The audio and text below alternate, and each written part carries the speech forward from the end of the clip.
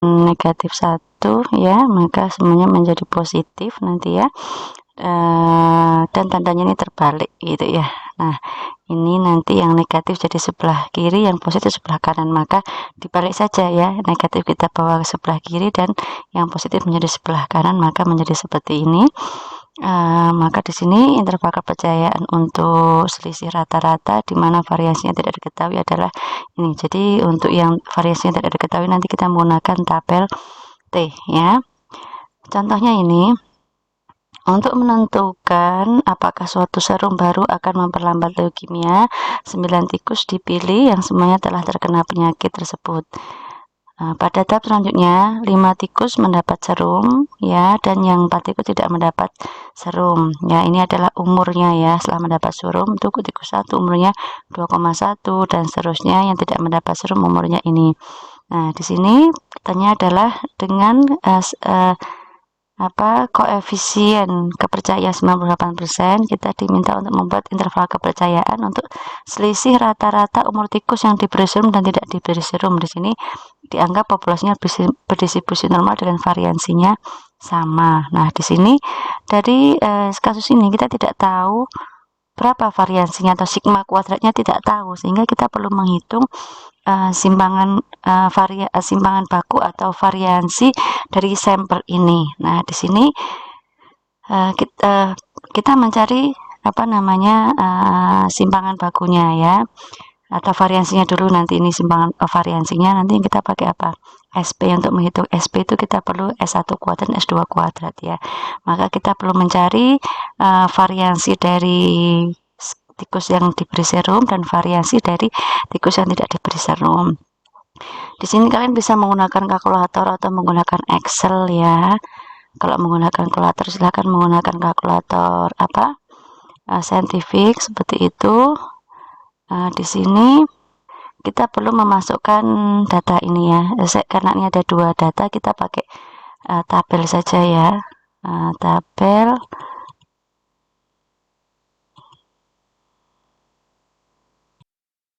mode start ini ya. Start ini kita pilih yang A plus BX. Kalau ini nanti aja 2 model, 2 tabel, kalau ini 1 tabel saja ya. Seperti ini kita masukkan, anggap aja yang diberi serum ini adalah sebagai X.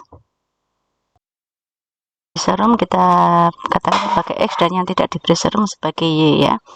Maka di sini 2,1, kemudian 5,3, 1,4, 4,6, kemudian 0,9, kemudian Y-nya ya, Y-nya kita masukkan 1,9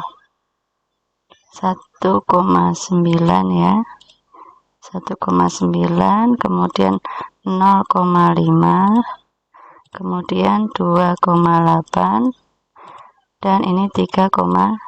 Nah, kita buat data seperti ini.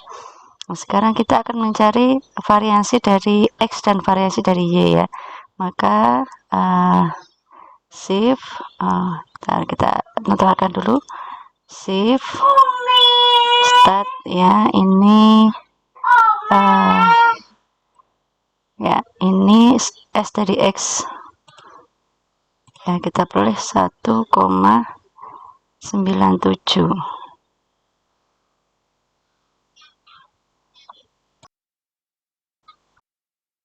1,97 ini adalah nilai simpangan bakunya ya. Yang kita cari ini kan S kuadratnya atau variansinya, maka tinggal ini kita kuadratkan ya. Kita kuadratkan ya, kita kuadratkan 883. Kemudian kita cari yang Y, shift start var ya, SY ya, SY sama dengan 13,27. Kita kuadratkan juga, hasilnya adalah 1, beda ya. Nah, coba saya cek lagi ya, kita perlu cek lagi. Tadi kita cari dalam kalkulator ternyata tidak berbeda ya, dan ini, nah ini bisa kita kita perlu menelusuri kenapa kok berbeda. Ini coba saya hitung dengan menggunakan Excel ya. kita tuliskan untuk yang ini, yang tadi yang sampel 1 tidak ada masalah ya. Jadi kita tuliskan di sini hasilnya adalah var. Ini kalau masalah langsung var ya, var itu berarti langsung S kuadrat sehingga tidak perlu dikuadratkan, hasilnya sama ya. S var, var S variasi sampel A2 sampai A6 hasilnya adalah 3,883. Kemudian ini saya coba yang tanpa diberi serum, ini variasi sampel dari B2 sampai B5 hasilnya adalah 1,3625. Ini sudah benar hasilnya. Nah, pertanyaannya kenapa tadi saat di kalkulator hasilnya berbeda? Nah, ternyata seperti ini. Jadi saya munculkan datanya ya. Nah, data ini. Nah, di sini saya menggunakan X, Y bersamaan ya. Kita inputkan nilainya. Nah, tadi data kelima tadi kan ini kan 0,9 ya. Nah, 0,9 ini akan membuat Y ini juga dia datanya juga adalah 5. Datanya 5 juga, tetapi yang terakhir yang data kelima ini dimaknai sebagai 0, maka perhitungannya adalah menjadi datanya 5. Maka memang sebaiknya di sini dihitung secara sendiri-sendiri. Jadi tidak dua tabel ini ya, tapi X sendiri, Y sendiri. Ya, di sini saya hapus saja, misalnya data X-nya yang kelima saya hapus ya. Nah, saya hapus di sini, maka di sini menjadi 4, Y-nya ini menjadi 4 karena kita kan kepentingannya menghitung yang Y ya. Maka nanti Y ini yang terhitung adalah 4, datanya 4. Kalau tadi mengikuti X, maka tadi terhitung data kelima dan data kelimanya adalah 0 ya, seperti itu. Nah, sekarang data si Y ini sudah 4 ya, sudah 4. Coba kita cari shift start var ya, SY berarti 7 sama dengan 1,168, kita kuadratkan. Nah, hasilnya adalah sama ya, 1,3625.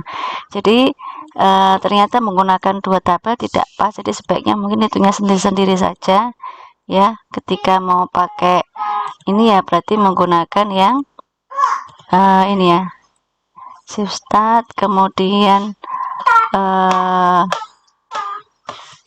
tabel tadi ya, yang menggunakan yang masing-masing ya, mode startnya menggunakan yang nomor 1 ini. Nah, ini jadi ngitungnya masing-masing X nanti dihitung sendiri, kemudian yang kedua Y ya, X yang ini kita misalkan dengan Y juga dihitung sendiri, maka akan ketemu seperti yang di sini ya. Seperti itu cara menghitung variansinya. Jadi kalau dengan Excel langsung mencari variansinya ya, tapi kalau di kalkulator hasilnya adalah simpangan baku sehingga perlu kita kuadratkan. Saya lanjutkan di sini X bar juga sama ya, kita bisa menggunakan kalkulator, misalnya di sini ya. Langsung ini Excel dulu ya, average berarti hasilnya adalah 2,86, kemudian ini 2,75 ya. Nah, jadi kalau di Excel itu data terakhir karena kosong tidak kita isi, maka tidak terhitung. Tapi kalau kita isi 0, maka hasilnya berbeda. Nah, dalam kalkulator tadi data kelima dinilai 0 ya. Data kelima dinilai maka ada nilainya. Seperti ini. Kemudian dengan kalkulator juga ya sudah saya hapus ya. Jadi kalau menggunakannya tadi berarti nanti menjadi shift start ya, shift start, maka menggunakan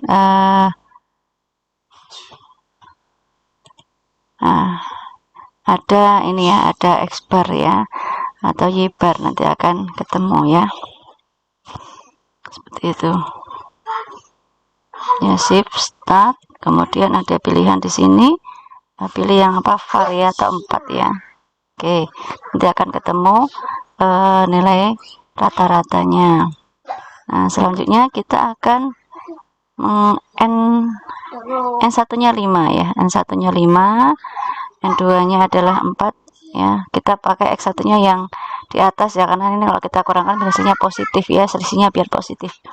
Kemudian kita menghitung SP nya dengan rumus ini, kita substitusikan nilainya, akan ketemu SP kuadratnya adalah ini, yang kita pakai adalah SP nya ya, jadi ini kita akarkan.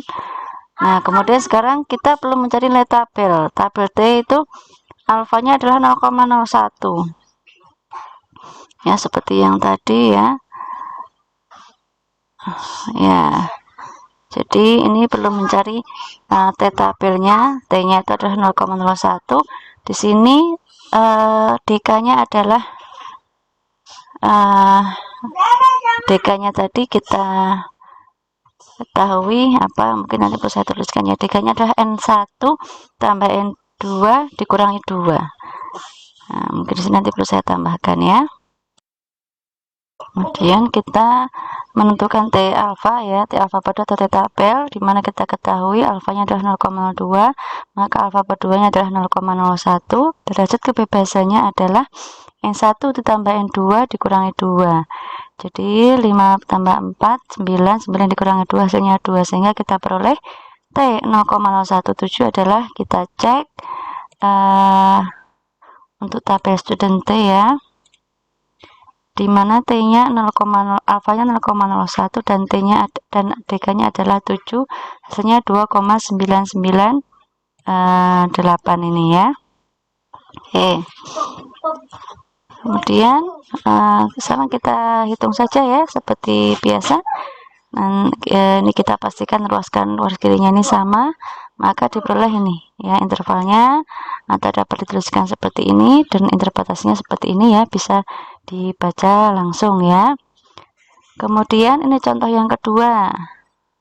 Nah, suatu penelitian dilakukan untuk menentukan apakah bahan ajar pelajaran matematika lebih mudah difahami bila disertai dengan praktek di laboratorium, mungkin ya, dengan praktek di laboratorium ya, laboratorium. Nah, mahasiswa diberi secara acak untuk ikut salah satu dari 3 pelajaran 3 jam per minggu, yang satu kelas tanpa praktik di laboratorium, dan yang 4 jam per minggu dengan laboratorium. Nah, dalam kelas yang menggunakan lab tadi ada 11 mahasiswa, diperoleh nilai rata-ratanya adalah 85 dan simpangan bakunya adalah 4,7. Ini berarti sampel ya. Dan di kelas yang tanpa lab itu ada 17 mahasiswa dan nilainya adalah 79 dan simpangan bakunya 6,9. Ya, jadi ini simpangan baku dari sampel, atau sampelnya kan tadi sampel ya, dipilih secara acak ya. Nah, dipilih itu berarti dia sampel. Maka kita akan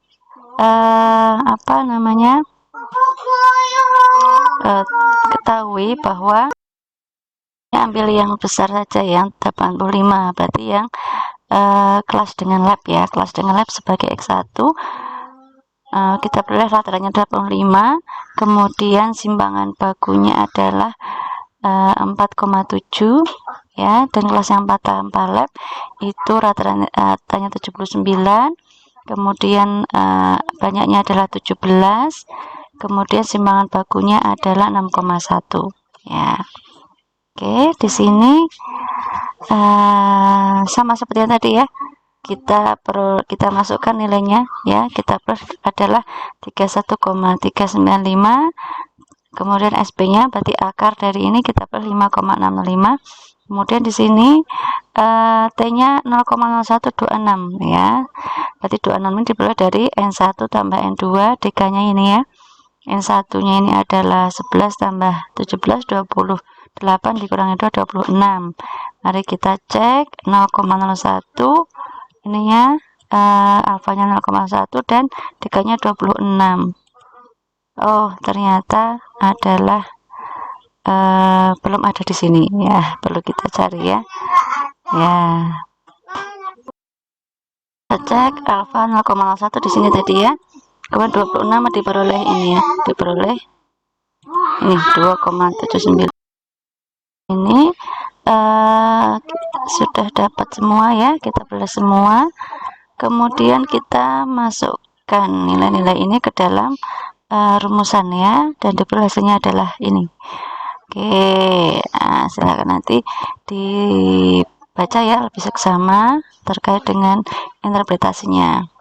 Oke, sekarang contoh 8.7 hampir sama dengan 8.6, tapi di sini asumsinya adalah variansinya tidak sama. Nah, ini nanti contoh-contoh yang dihadirkan sama ya. Jadi contohnya sama, tapi dalam soal itu nanti asumsinya tidak diketahui. Nah,